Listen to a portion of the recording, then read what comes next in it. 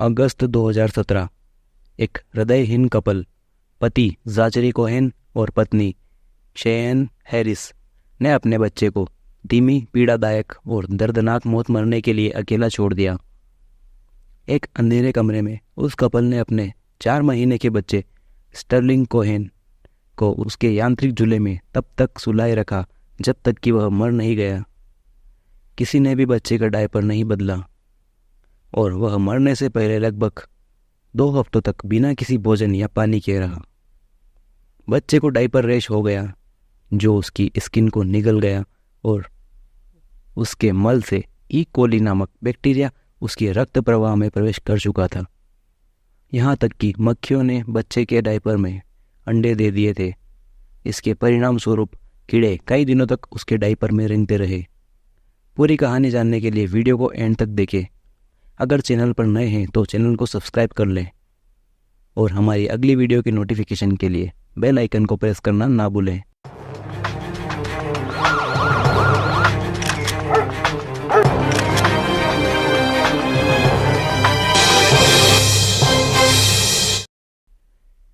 एक नवजात शिशु को दुनिया में लाना किसी भी परिवार के लिए एक खुशी की घटना होती है। आमतौर पर माँ और पिता का अपने बच्चे के जन्म से पहले ही उसके साथ एक मजबूत रिश्ता होता है। कई महीनों तक डॉक्टर के पास जाना, अल्ट्रासाउंड तस्वीरें देखना, सुनना, दिल की धड़कन महसूस करना, बच्चे का हिलना डुलना, ये सभी चीज़ें माता पिता के बंधन को मजबूत करने में मदद करती है। फिर उन 9 महीनों के इंतज़ार के बाद माता पिता को खुशी का एक मीठा बंडल मिलता है जिससे मिलने के लिए हर कोई उत्साहित होता है। उत्सव होता है, कई उपहार दिए जाते हैं। परिवार अक्सर एक साथ अधिक समय बिताता है। जब एक नया बच्चा आता है तो हर किसी के लिए खुशी का समय होता है, विशेष रूप से माँ और पिता के लिए। लेकिन क्या होगा अगर एक बच्चे के आगमन की उम्मीद नहीं हो, या इससे भी बदतर जो अभी तक नहीं हुआ हो? क्या होगा यदि माता पिता दोनों अपने बच्चे के प्रति कुछ भी महसूस नहीं करते हो? शायद बच्चे ने माता पिता के सामान्य जीवन जीने के तरीके को बाधित कर दिया हो, और हो सकता है कि माता या पिता या दोनों को उसकी देखभाल करने के लिए नाराज़गी की भावना महसूस होती हो। पति ज़ाचरी कोहेन का निकनेम जैक, उम्र 27 वर्ष, और पत्नी शेयन हैरिस, उम्र 20 वर्ष, अमेरिका के शिकागो स्टेट के अल्टा विस्टा नामक शहर में अपने 2 साल के बच्चों बेटी नाला और 4 महीने का बेटा स्टर्लिंग के साथ 2 बेडरूम के अपार्टमेंट में रहते थे। कोहेन ने कम उम्र से ही मेथाम्फेटामाइन का उपयोग करना शुरू कर दिया था। मेथाम्फेटामाइन एक पावरफुल एडिक्टिव ड्रग है जिसे आमतौर पर मेथ के नाम से जाना जाता है, जो हमारे सेंट्रल नर्वस सिस्टम यानी तंत्रिका तंत्र पर असर करता है। यह रासायनिक रूप से एम्फेटामिन के समान है, जिसका उपयोग attention deficit hyper activity disorder, ADHD, narcolepsy और स्लीप डिसऑर्डर के इलाज के लिए किया जाता है। यह एक दवा के तौर पर इस्तेमाल किया जाता है, हालांकि लोग इसका इस्तेमाल गलत तरीके से भी कर रहे हैं, जो खतरनाक हो सकता है। मेथाम्फेटामाइन ड्रग का सीधा असर ब्रेन पर होता है। यह शरीर के अंदर पहुंचकर ब्रेन में डोपामाइन नामक नेचुरल केमिकल की मात्रा को बढ़ा देता है। डोपामाइन रिलीज होने पर व्यक्ति खुश महसूस करता है। डोपामाइन के रिलीज होने पर एनर्जी लेवल बढ़ जाता है और लोगों को अच्छा महसूस होने लगता है। आमतौर पर डोपामाइन हमारे शरीर में नेचुरल तरीके से रिलीज होता है, लेकिन यह ड्रग इसकी मात्रा को बढ़ा देता है। एक बार इस ड्रग को लेने वाले लोग जल्द ही इसकी लत का शिकार हो जाते हैं। बार बार ऐसा करना ब्रेन के लिए बेहद खतरनाक होता है। कई लोग इसका ओवरडोज भी लेते हैं, जो मौत की वजह बन जाता है। मैं इस बच्चे के जन्म के बारे में आपको कुछ बताना चाहूँगा। मुझे लगता है कि यह महत्वपूर्ण है। यह बच्चा 4 महीने का होने में कुछ ही दिन का था। उसका जन्म 1 मई 2017 को हुआ था। जैक और शेयन एक दोस्त के यहाँ हाउस पार्टी में गए थे। शेयन का दावा था कि उसे कब्ज हो गया था और वह पूरे दिन खुद को राहत देने की कोशिश कर रही थी। इस पार्टी में उसे पेट में बहुत गंभीर ऐंठन का अनुभव होने लगा, इसलिए वह बाथरूम चली गई और टॉयलेट सीट पर बैठ गई। तब उसे झटका लगा और वह आश्चर्यचकित होकर बच्चे को जन्म देने लगी। उसने कहा कि उसने नीचे देखा और वह उस बच्चे के छोटे से सिर को देख सकती थी और उसकी छोटी छोटी आंखें उसे घूर रही थी। जैक उसे टॉयलेट से बाहर निकालने में मदद करता है और बाथ टब में ले जाता है। वह थोड़ा पानी चलाता है और बच्चा जल्द ही पूरी तरीके से बाहर आ जाता है। दोनों माता पिता के अनुसार यह एक लड़का है। उनमें से किसी को भी पता नहीं था कि शेयन गर्भवती थी। एक एम्बुलेंस बुलाई गई और माता पिता और बच्चे को अस्पताल ले गए। बच्चे का मूल्यांकन किया गया और डॉक्टर ने बताया कि बच्चे का जन्म 1 से 2 सप्ताह पहले ही हो चुका है। समय से पहले उसका वजन अच्छा था और वह बच्चा स्वस्थ लग रहा था। उन्होंने बच्चे का नाम स्टर्लिंग रखा। शेयन जासूस को यह भी नहीं बता सकी कि जैक ने आखिरी बार अपने बेटे के साथ कब बातचीत की थी। यह एक बहुत ही चिंताजनक बयान था।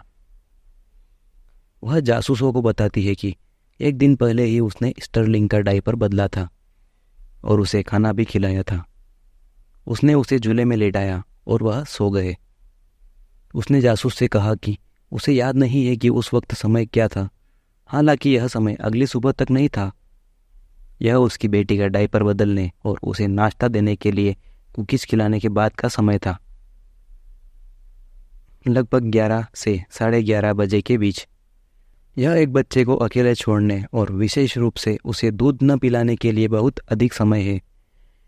शेयन कबूल करती है कि वो पूरे 19 घंटों तक किसी भी तरह से स्टर्लिंग से नहीं जुड़ी।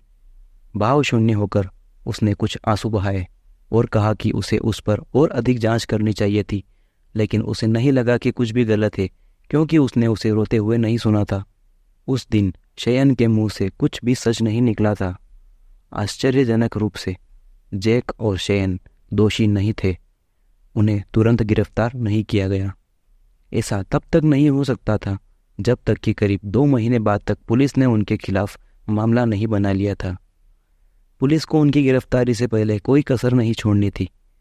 उन्हें माता पिता दोनों की पृष्ठभूमि की जानकारी इकट्ठा करने की जरूरत थी। उन्हें परिवार के दोस्तों के साथ साथ पड़ोसियों से भी पूछताछ करने की जरूरत थी और उन्हें स्टर्लिंग की शव परीक्षा पूरी होने तक भी इंतजार करना था। आखिरकार 25 अक्टूबर 2017 को उन दोनों पर प्रथम डिग्री हत्या और बच्चे को खतरे में डालने का आरोप लगाया गया। शेरिफ डिप्टी जेसन रसेल ने गवाही दी कि चूंकि वह बच्चे के स्तर तक घुटने टेक सकता था, मूत्र, मल और कई बुरी गंधों को सूंघ सकता था, वह एयर फ्रेशनर को सूंघ सकता था।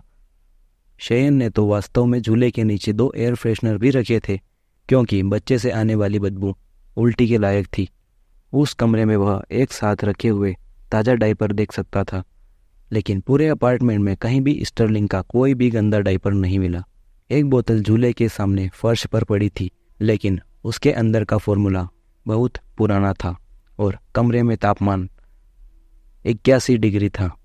स्टर्लिंग की मृत्यु का आधिकारिक कारण कुपोषण, निर्जलीकरण और गंभीर डायपर रैशेज थे। डायपर रैशेज इतने बुरे थे कि इसने उसकी त्वचा को इतना नुकसान पहुंचाया जिससे कि इसने ई कोलाई नामक बैक्टीरिया को उसके शरीर में प्रवेश करने की अनुमति दे दी, क्योंकि मल इतने समय तक उस पर जमा हुआ था। उसके सिर पर फोंटनेल नामक स्थान तरल पदार्थ की कमी के कारण धंस गया था।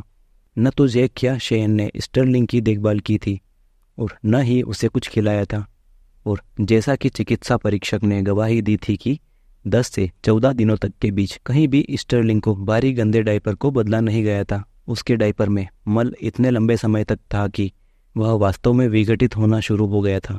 उसके डायपर और उसके शरीर पर जो कीड़े थे वे विकास के विभिन्न चरणों में थे। स्टर्लिंग की आंखों या उसके मुंह के अंदर कोई भी कीड़े मौजूद नहीं थे, जिसका मतलब था कि वे स्टर्लिंग के जीवित रहते ही आ गए थे। मक्खियां मूत्र की गंध से खींची गई थी और स्टर्लिंग के जन्म से लेकर उसकी मृत्यु के समय तक मल के साथ साथ उसकी गंभीर रूप से संक्रमित त्वचा पर अपना घर बना लिया था। उसका वजन 11 पाउंड के करीब होना चाहिए था, जबकि उसका वजन 7 से भी कम था। जैक एक ट्रक ड्राइवर था। जिसका शेड्यूल बदलता रहता था और वह कभी कभी कई दिनों के लिए बाहर रहता था। उसके भाई ने गवाही दी थी कि जैक ने उसे बताया था कि स्टर्लिंग की सफाई नहीं की गई थी। जैक ने अपने भाई को यहाँ तक कहा कि शयन स्टर्लिंग की अच्छी देखभाल नहीं कर रही है और उससे पूछा कि अगर चीज़ें काम नहीं करती है तो क्या वह बच्चे की कस्टडी लेगा।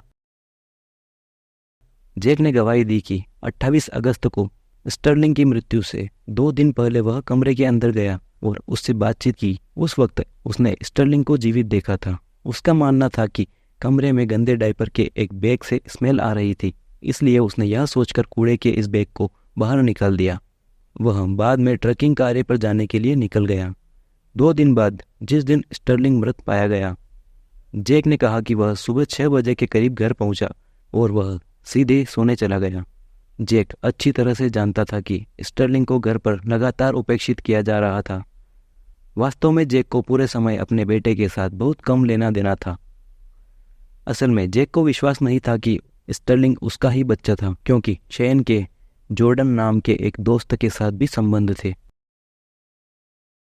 शयन ने एक मनोवैज्ञानिक को कुछ बहुत ही परेशान करने वाली जानकारी दी। उसने उसे बताया कि वह स्टर्लिंग के डायपर नहीं बदलना चाहती थी क्योंकि उसे लगातार दस्त हो रहे थे। उसने अपना और अपनी बेटी का डेली ख्याल रखा, लेकिन उसने छोटे स्टर्लिंग को नज़रअंदाज कर दिया, जो पीछे के गर्म बदबूदार अंधेरे बेडरूम में बंद था। उसने उसकी उपेक्षा की थी। उसने उसके चीखने चिल्लाने को पूरी तरह से नज़रअंदाज कर दिया। वह सिर्फ अगले कमरे में ही रहती थी, इसलिए उसने जोर से और स्पष्ट रूप से नहीं सुना, क्योंकि वह टीवी देखने का आनंद लेती थी या फेसबुक पर पोस्ट करती थी। उसने यह भी सुनिश्चित नहीं किया कि बच्चे के पास पर्याप्त मात्रा में भोजन और पेय है या नहीं। लेकिन कई दिनों तक रोने के बाद भी बेबी स्टर्लिंग के पास कुछ भी नहीं था। अंततः वह थक जाता और इतना कमज़ोर हो गया था कि अब वह रो भी नहीं सकता था। लेकिन कमजोरी के कारण चुप हो जाने के बाद भी शयन ने उसे नज़रअंदाज करना जारी रखा। मल मूत्र की गंध को कम करने के लिए वह झूले की सीट पर उसके चारों ओर कपड़े पैक कर देती थी। अंततः वह इस अत्यधिक उपेक्षा का शिकार हो गया कि न तो जैक और न ही शयन ने उसे उस गंदे झूले से हटाने की जहमत उठाई।